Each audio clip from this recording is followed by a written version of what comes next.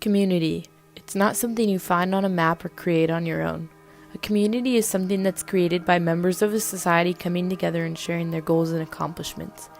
In our world, there are two types of communities, those that are positive and those that are negative. A positive community represents growth.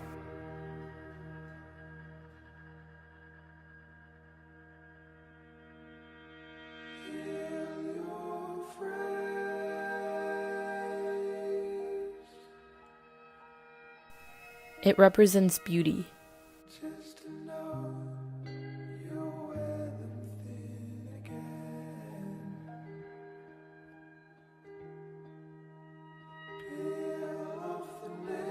It represents individuals shining light on each other's accomplishments.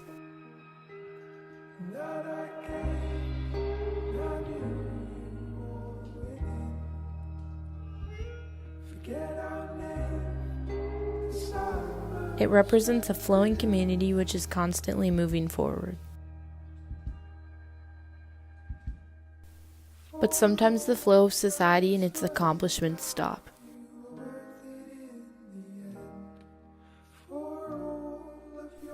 A negative community represents darkness.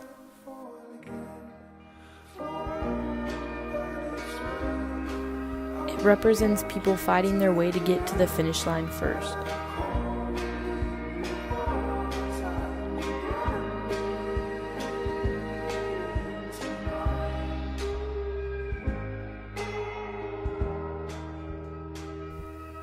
It represents the fear of trying.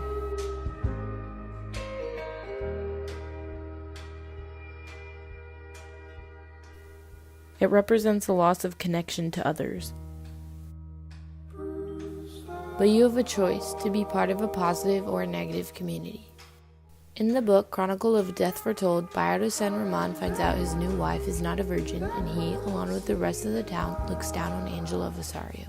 Part of the Colombian culture favors men over women through social norms. This is a way we perceive negative communities to be.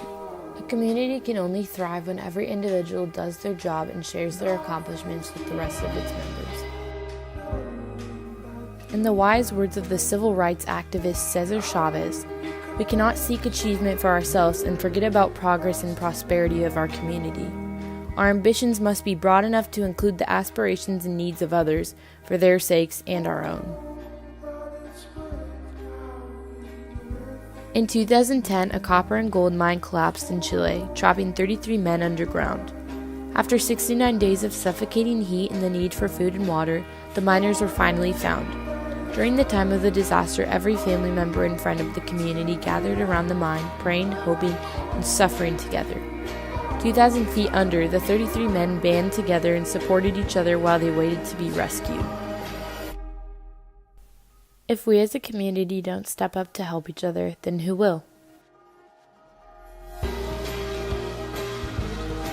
In the book, Extremely Loud and Incredibly Close, Oscar sets off on his journey to find the meaning of his father's key.